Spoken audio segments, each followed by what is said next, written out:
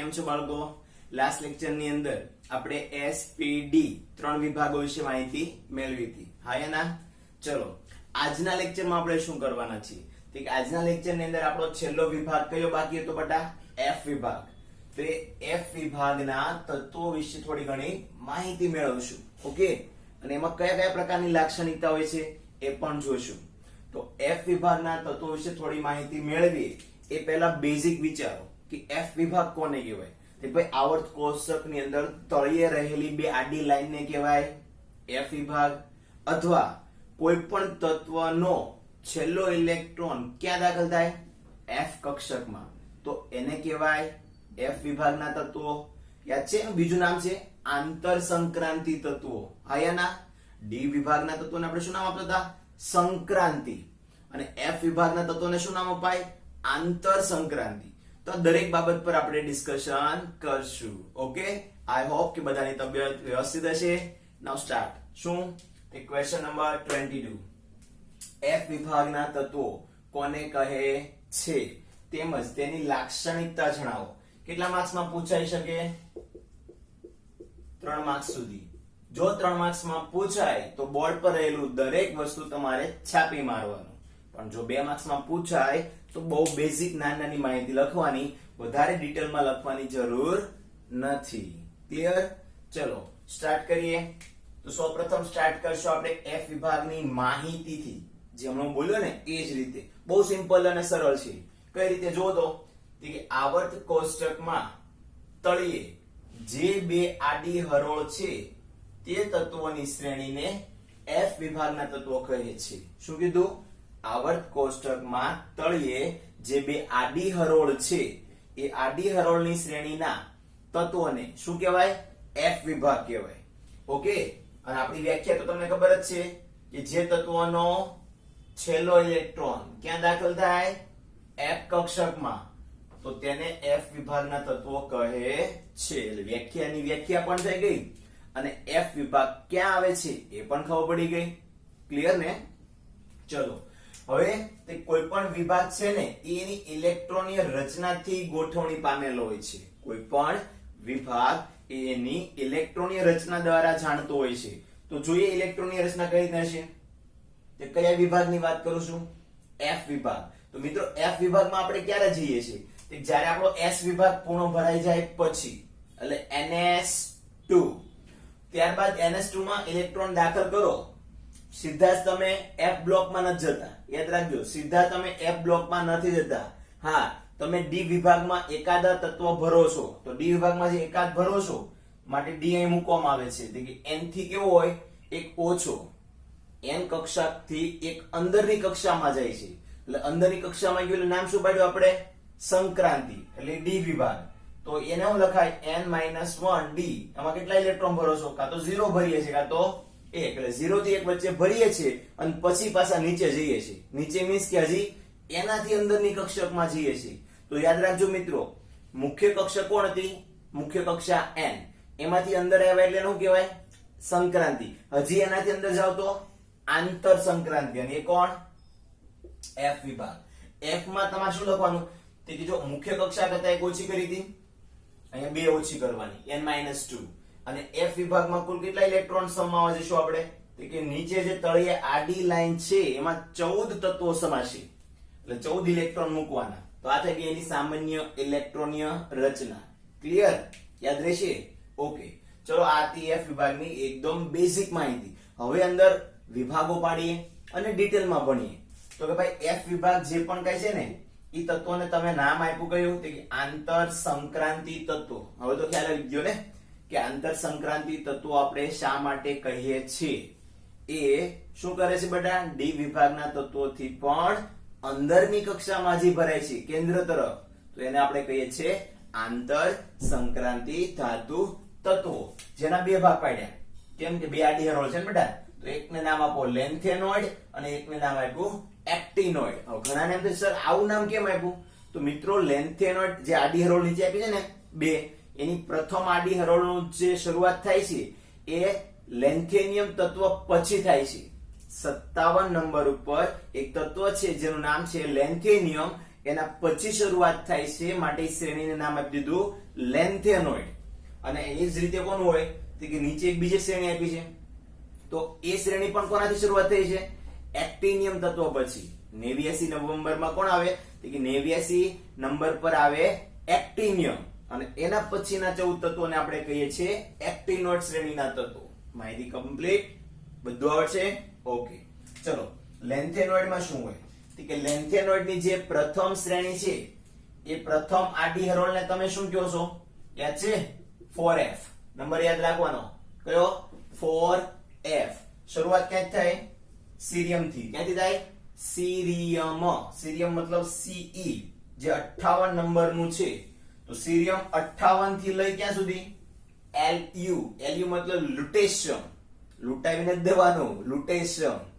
અને જે 71 નંબર સુધી. તો સરળ તો યાદ રહી ગયું કે 58 થી 71 સીરિયમ થી લ્યુટેશિયમ કઈ શ્રેણી આવે? લેન્થેનોઇડ શ્રેણી આવે. ત્યારબાદ કયો આવે બેટા? એક્ટિનોઇડ. ભાઈ એક્ટિનોઇડ એટલે કઈ? બીજી આડી હરોળ. બીજી આડી હરોળને તમે કયું નામ આપી શકો? 5f. 5f. તો એની શરૂઆત ક્યાં થઈ? કે થોર, થોરિયમ. યાદ છે ને? TH નો મતલબ શું થાય? થોરિયમ. જેનો પરમાણુ ક્રમાંક કેટલો? 90. તો થોરિયમ થી લઈને લોરેન્શિયમ.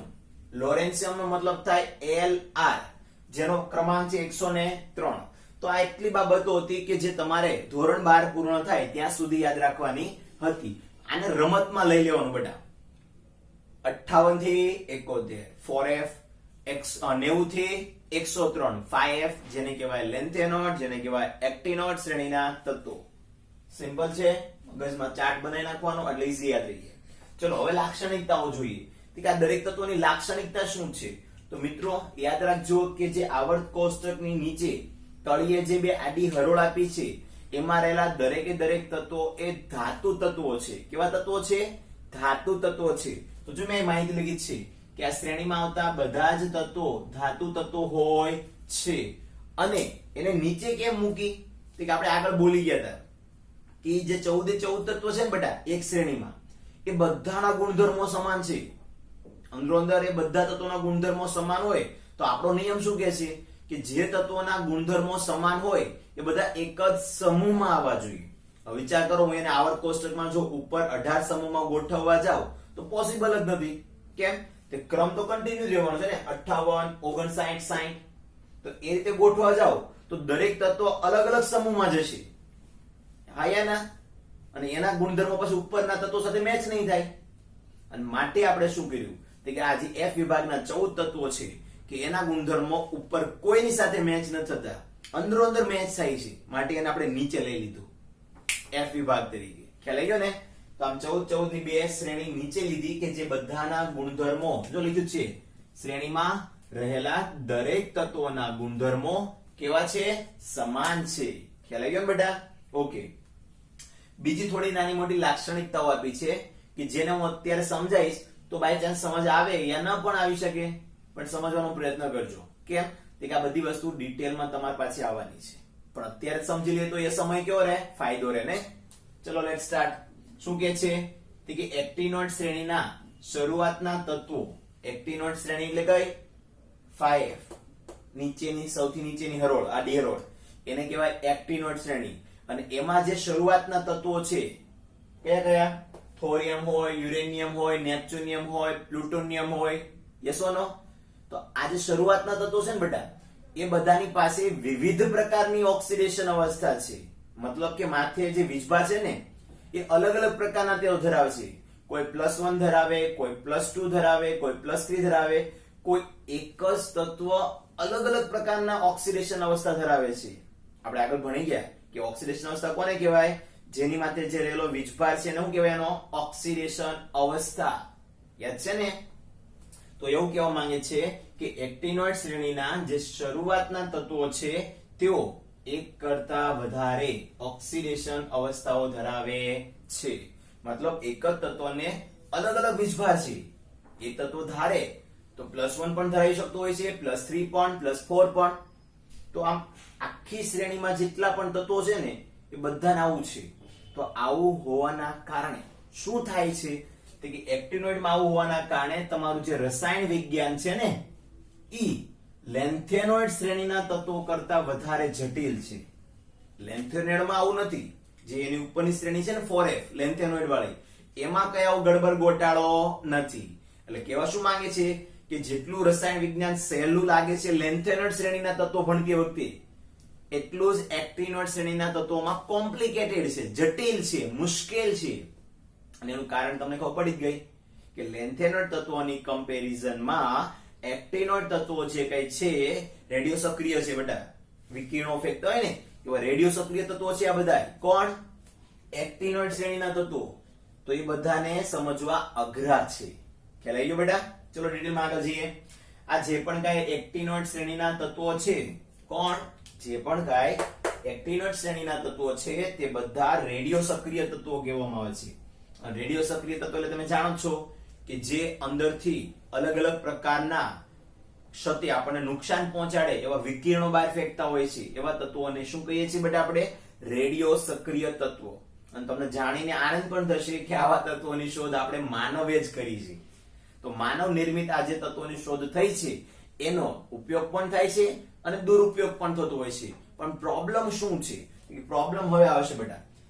તેઓને મતલબ કે રેડિયો સક્રિય તત્વોને જે કેન્દ્રીય પ્રક્રિયા દ્વારા આપણે મેળવીએ છીએ, યાદ છે ને 10માં આવતું હતું વિખંડન, ફ્યુઝન, ફિઝન, યસ ઓર નો?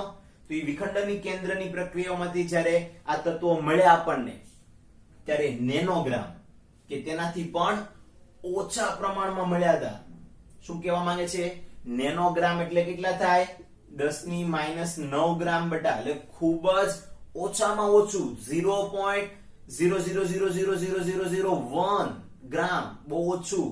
આટલું પ્રમાણ કે એનાથી પણ ઓછું પ્રમાણ મળે છે. જેનું પ્રમાણ જ ઓછું મળે છે એના પર વૈજ્ઞાનિકો કઈ રીતે અભ્યાસ કરે? કારણ કે તો ગમે ત્યારે નાશ થઈ શકે છે. એટલે કહેવાનો મતલબ હું કે તેમના અભ્યાસ સંપૂર્ણ થતા નથી.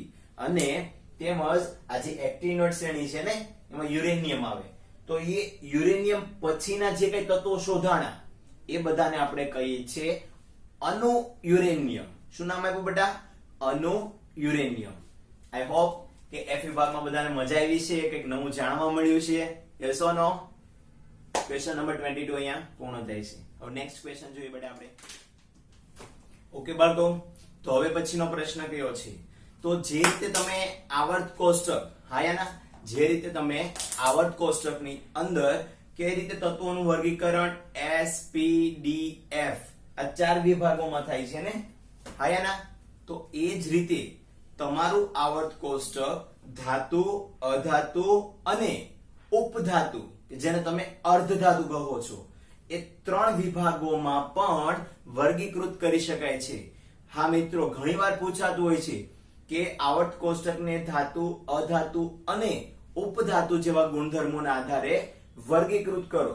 તો આપણો ક્વેશ્ચન નંબર 23 કઈ બાબતને ડિસ્કસ કરે છે? તો કે એ જ બાબત કે જે આવર્ત કોષ્ટક છે એને તમે ધાતુ, અધાતુ અને ઉપધાતુ એવા 3 સ્વરૂપે વર્ગીકૃત કરી આપો અને સમજાવો.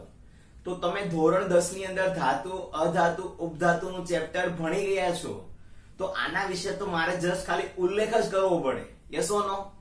પણ છતાં પણ આપણે અહીંયા ડિટેલમાં જોવાના છીએ અને થોડું યાદ કરશું કે ભાઈ આ કેવું હતું બધું 10મા ની અંદર. હા યાના? ચલો લેટ્સ સ્ટાર્ટ. શું કહે છે? કે હું શરૂઆત આપીશ વર્ગીકરણથી. મતલબ કે જે મને આવડે છે તમને આવડે છે એવું જ લખાણ આપણે અહીં લખેલું છે, એટલે સરળતાથી યાદ રહી જાય. Check out. કઈ રીતે? કે આવર્ત કોષ્ટકને, કોને બેટા?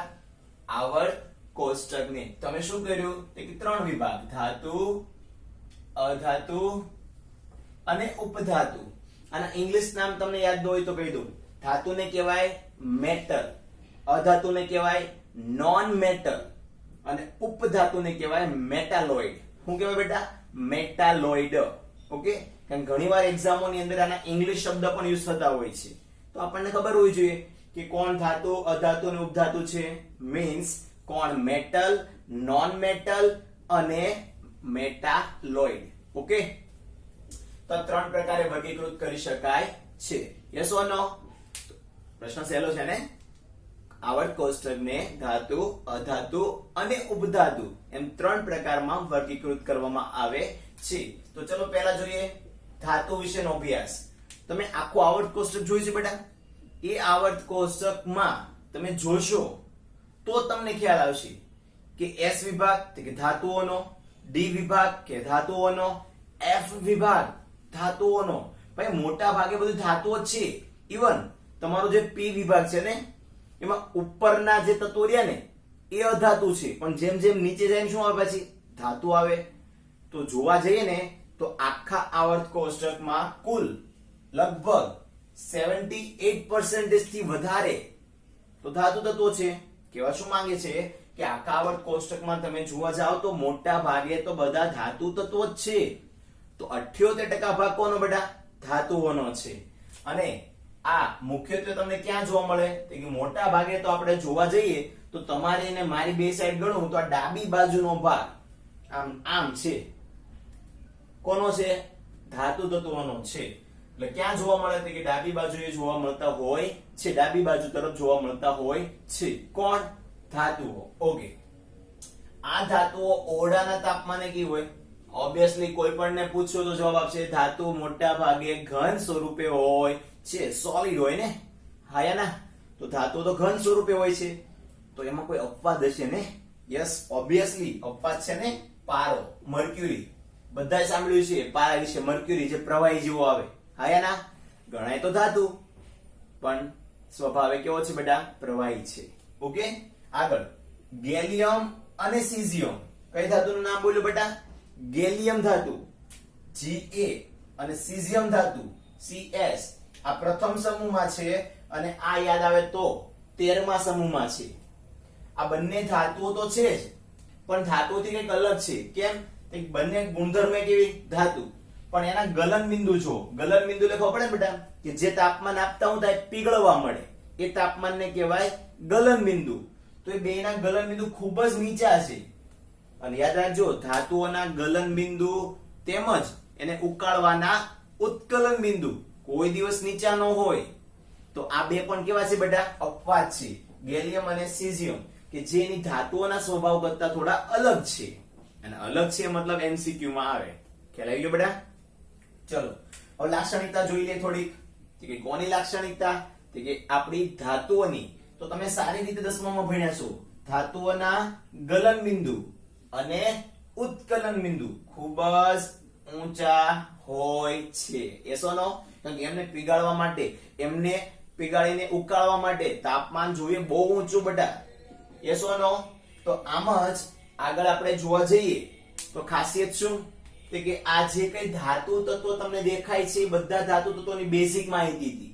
અને એ ધાતુ તત્વોના ગલન બિંદુ, ઉત્કલન બિંદુ ખૂબ જ ઊંચા છે. બીજું, આ ધાતુઓ શું કરી શકે? ઉષ્મા અને વિદ્યુતનું વહન કરી શકે. યસ ઓર નો? જેટલી પણ ધાતુઓ છે એ બધા શું કરી શકે? કે એમાં રહેલી ઉષ્મા, એમાંથી વિદ્યુતનું વહન સરળતાથી કરતા હોય છે. અને લાસ્ટ, આ ધાતુને તમે ટીપી શકો છો. ટીપીને આકાર આપી શકો છો, મતલબ ટીપનીય છે.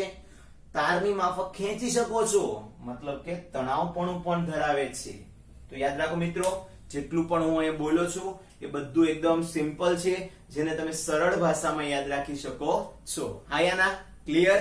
ચલો હવે આપણા માટે આવર્તનીય ગુણધર્મો. જો આપણો આવર્ત કોષ્ટકનો નિયમ છે આવર્ત નિયમ. તો અહીંયા આવર્તનીયતા શું છે? આવર્તનીયતા મીન્સ કે આવર્તના નિયમને રિલેટેડ શું છે? કે આવર્ત કોષ્ટકમાં ધાતુઓ તરફથી જે આવર્તનીયતા છે એ આ રીતે છે કે તમે તમારી ડાબી બાજુથી ક્યાં જાઓ? જમણી બાજુ જાઓ તો આ ધાતુનો ધાત્વિય ગુણધર્મ ઘટે છે. આ આવર્તનીયતા થઈ બેટા. શું થાય? આવર્તનીયતાનો ગુણધર્મ થયો કે તમારો ધાત્વિય ગુણધર્મ જેમ જેમ જમણી બાજુ જાય એમ ઘટે છે. વાત સાચી. કેમ? કે જમણી બાજુ અધાતુ આવે, તેનો અધાત્વિય ગુણધર્મ વધતો હશે, તો એ બાજુ આપણો ધાત્વિય ગુણધર્મ ઘટે છે. તો કઈ બાજુ વધે? ડાબી બાજુ ધાત્વિય ગુણધર્મ વધતો હોય છે. અને બીજું, કોઈ પણ સમૂહમાં 18 સમૂહ છે ને બેટા, એ 18 સમૂહમાં તમે નીચેની તરફ જશો તો 100% નીચે ધાતુ દાવવાની છે, તો ધાત્વિય ગુણધર્મ ત્યાં પણ વધે છે. આઈ હોપ બધાને ધાતુ તત્વો વિશે સંપૂર્ણ માહિતી મળી ગઈ છે અને મને પણ મજા આવે છે કે 10મા 9મા 10મા જે ટોપિકો છે તમારા એને તમારી સાથે શેર કરીને તમને રિવાઇઝ કરીને યાદ કરાવવામાં એક અલગ જ આનંદ હોય છે. હા યાના બાળકો, ચલો હવે પછીનો ટોપિક કયો આવ્યો આપણે? અધાતુ, ધેટ મીન્સ નોન મેટલ. તો અધાતુ તત્વો વિશે તમારું શું કેવું છે? એક ભાઈ અધાતુને ક્યાં જોયા છે? આવર્ત કોષ્ટકમાં જમણી બાજુ ઉપરના ખૂણે આરામ કરે છે. યસ ઓર નો? જો અહીં લખ્યું છે બેટા, કોણ? અધાતુ તત્વો એ આવર્ત કોષ્ટકમાં કઈ બાજુ? જમણી બાજુએ. ક્યાં છે? ઉપરની તરફ હોય છે. તમે જોયું છે આવર્ત કોષ્ટકની અંદર વચ્ચે કઈક અલગ પેટર્નો પાડી છે. તો એ પેટર્ન શું છે એ આપણે જોવાના છે. એ પેટર્ન એવું કે છે ખૂણા પર જે રહેલા તત્વો છે જમણી બાજુ એ બધા અધાતુ તત્વો છે અને જેઓ બધા જ ઓરડાના તાપમાને આ જે કઈ અધાતુઓ છે ને બેટા એ ઘન અને વાયુ સ્વરૂપે હોય છે. કયા સ્વરૂપે બેટા? કાં તો પોતાની ઘન અવસ્થામાં હોય છે પણ મોટા ભાગે બધા પોતાની વાયુ અવસ્થામાં હોય છે. હા, અપવાદ છે. કઈ રીતે? અપવાદમાં આપણે હમણાં જોઈશું પણ એના પહેલા એક જોઈ લો કે ભાઈ જો ધાતુ અધાતુ હોય એમાં ડિફરન્સ શું? કે ધાતુના ગલન બિંદુ ઉત્કલન બિંદુ છે ને એ ખૂબ જ ઊંચા હોય, જ્યારે અધાતુના કેવો હોય? નીચા હોય છે. તો લખીએ કાઈ કે ગલન બિંદુ ઉત્કલન બિંદુ અધાતુઓના કેવા હોય છે? નીચા હોય છે. પરંતુ અપવાદ સ્વરૂપે જે રીતે અહીંયા અપવાદ હતા ગેલિયમ અને સીઝિયમ કે જેના ગલન બિંદુ નીચા હતા, એમ અહીંયા પણ કોઈ એવા છે કે જે બાકીના બધાના નીચા છે તો આના કેવા છે? ઊંચા. તો એવા છે ને બે છે, બોરોન અને કાર્બન. કયા કયા છે? બોરોન અને કાર્બન, કે જે બંનેના ગુણધર્મો કઈક અલગ જ છે. મતલબ કે ગલન બિંદુ ઉત્કલન બિંદુ ઊંચા છે. ખ્યાલ આવી ગયો ને બાળકો? ઓકે, ચલો આ ધાતુની બીજી ખાસિયત કે ઉષ્મા અને વિદ્યુત. તમે જાણો છો ને ધાતુ બધી સુવાહક હોય, અધાતુ બધી અવાહક હોય. અવાહક શા માટે કહીએ છીએ આપણે? કારણ કે તે ઉષ્મા અને વિદ્યુતનું વહન કરતા નથી. ક્લિયર? એક છે કોણ? અપવાદ સ્વરૂપે ગ્રેફાઇટ છે. ગ્રેફાઇટ તો જાણો છો ને તમે કે જે વિદ્યુતનું વહન કરી શકે છે. તો હા મિત્રો, ગ્રેફાઇટ એક અપવાદ છે જે કાર્બનનું સ્વરૂપ છે, જે પી વિભાગમાં આવે છે અને તે અધાતુ છે પરંતુ તે વિદ્યુતનું વહન કરે છે. ચલો ગુણધર્મો જોઈ લઈએ. અધાતુ બધી કેવી હોય? બરડ હોય. પેન્સિલ જોઈ છે ને તૂટી જાય છે. ધેટ મીન્સ કે અધાતુય તત્વની છે, અંદર ગ્રેફાઇટ હોય ને બેટા? ઓકે, તો અધાતુ મોટા ભાગે બરડ હોય છે અને તેઓની અંદર ટીપણીય કે તણાવપણાનો ગુણધર્મ હોતો નથી. મતલબ કે ટીપાઈ શકો તો આકાર આપી શકાય કે ખેંચી શકો તો તાર બનાવી શકાય, આવું કઈ એમાં થઈ શકતું નથી. ધેટ મીન્સ કે આવા ટીપણીય કે તણાવપણાનો ગુણધર્મ ધરાવતા નથી. જો સ્પીડ લાગે તો વિડીયોને પાછો ફરીવાર સાંભળી લેજો બેટા. ઓકે, બાકી ટોપિક આપણો વધારે ઇન્ટરેસ્ટિંગ છે. આમાં કઈ રીતે આવર્તનીયતા આવશે? આવર્તનીયતાનો ગુણધર્મ જોવા જઈએ તો કોના માટે જોઈ રહ્યા છો? અધાતુનો. તો અધાતુનો ગુણધર્મ શું? ડાબીથી જમણી તરફ જાઓ તો વધે કે ઘટે? વધે. કેમ? જમણી બાજુ તો અધાતુ જ છે ને, તો એ બાજુ જશો તો આ ગુણધર્મ વધશે. કયો? અધાત્વીયનો. અને એ જ રીતે નીચે જાઓ તો ઘટશે, કારણ નીચે તો ધાતુ આવે ને બધી. Yes or no? A topic પૂરો થઈ ગયો બેટા. ધાતુ અધાતુ. હજી એક ટોપિક બાકી છે જેનું નામ છે ઉપધાતુ. તો હવે એ ટોપિક જોઈ લઈએ બેટા. ક્લિયર? તો નેક્સ્ટ ટોપિક આપણો કયો રહેશે બેટા? ઉપધાતુ, કે જેને તમે અર્ધધાતુ તરીકે પણ જાણો છો. કઈ ધાતુ બેટા? અર્ધધાતુ, ઉપધાતુ. હવે આના જે બેઝિકલી જોઈએ ને તો આની અંદર કેવું હોય કે ધાતુ અને અધાતુ બંનેના ગુણધર્મો જોવા મળે. આયાના ધાતુ અને અધાતુ બંનેના ગુણધર્મો જોવા મળતા હોય છે. તો આવી ધાતુને આપણે અર્ધધાતુ કહીએ છીએ. પણ શું આ ધાતુ અને અધાતુમાં જે ગુણધર્મોના ફેરફાર થાય છે એ સડનલી થઈ જાય છે?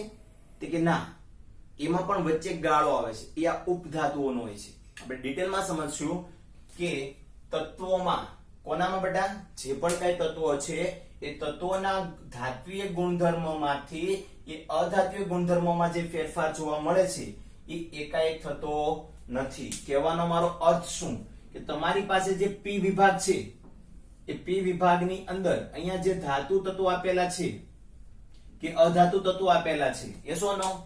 એ બધામાં સડનલી ગુણધર્મોમાં ફેરફાર થતો નથી. મતલબ ધારો કે અહીંયા હું સમૂહ પાડી દઉં તો એ સમૂહની અંદર ખાસિયત શું? કે સમૂહ તમે જોશો ને, જો ધ્યાનથી સાંભળજો. આજે આપણે એવું કહે છે ને કે ઉપર રહેલા ધાતુ તત્વો કે અધાતુ તત્વો છે એમાં ગુણધર્મ કેવો?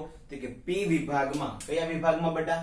જે પી વિભાગ છે એમાં અહીંયા બધા કોણ છે? ઉપર. ઉપર બધા અધાતુ છે, તો નીચે કોણ છે? ધાતુ છે. તો હું એમ કહેવા માંગુ છું કે આ અધાતુમાંથી ધાતુ કે ધાતુમાંથી અધાતુ એ ગુણધર્મ ઉપરથી નીચે જાય કે નીચેથી ઉપર જાય તરત કેમ ફેરફાર થઈ જાય છે? કે એકાએક ફેરફાર નથી થતો, વચ્ચે એક ગાળો આવે છે. એ ગાળો કે જેમાં અમુક તત્વો છે અધાતુના પણ અને નીચેના ધાતુના ગુણધર્મો પણ ધરાવે છે. તો એવા તત્વોને આપણે કઈ રીતે દર્શાવીએ છીએ? એવા જે પણ કઈ તત્વો છે એને આપણે કઈક આ રીતે દર્શાવતા હોઈએ છીએ. મતલબ કે વચ્ચે એક ઝિગઝેગ ફોર્મેશન આવે છે. શું આવે છે બેટા? ઝિગઝેગ ફોર્મેશન આવતી છે. તમે જોશો તો આ રીતે કઈક આમ સર્પાકાર આકાર આપેલો છે. તમે અંદર જોશો ને બેટા તો આ રીતે આમ સર્પાકાર આકાર આવ્યો છે. એવું લાગે ને તો આપણે અહીંયા આવર્ત કોષ્ટકની એક બાજુમાં આકૃતિ મૂકી દઈએ, જેથી તમને ખ્યાલ આવશે કે એની અંદર શું જોવા મળે છે. કે એની અંદર તમને એક જાડી સર્પાકાર રેખા જોવા મળશે. કેવી રેખા? આમ સાપ આકારની ઝિગઝેગ ફોર્મેશનમાં એક રેખા જોવા મળતી છે. જો તો બાજુમાં આકૃતિમાં બધી ધાતુ તત્વોના નામ સહિત બતાવ્યું છે કે ઉપર અધાતુ છે, નીચે ધાતુ છે અને વચ્ચે જે વ્હાઇટ કલરમાં સર્પાકાર ઝિગઝેગ ફોર્મેશન કહેવાય. શું કહેવાય બેટા? Zigzag formation. તો એ તત્વો જે છે જેમાં ધાતુ તત્વોના ગુણધર્મો પણ છે અને અધાતુ તત્વોના પણ ગુણધર્મો છે, તો એવીને આપણે બધાને કહીશું અર્ધધાતુ અથવા તો ઉપધાતુ. જો આમાં કઈ બહુ વધારે નથી, બહુ શોર્ટમાં આપેલું છે. ક્લિયર? હા, ઉદાહરણ આપવા હોય તો તમે આપી શકો.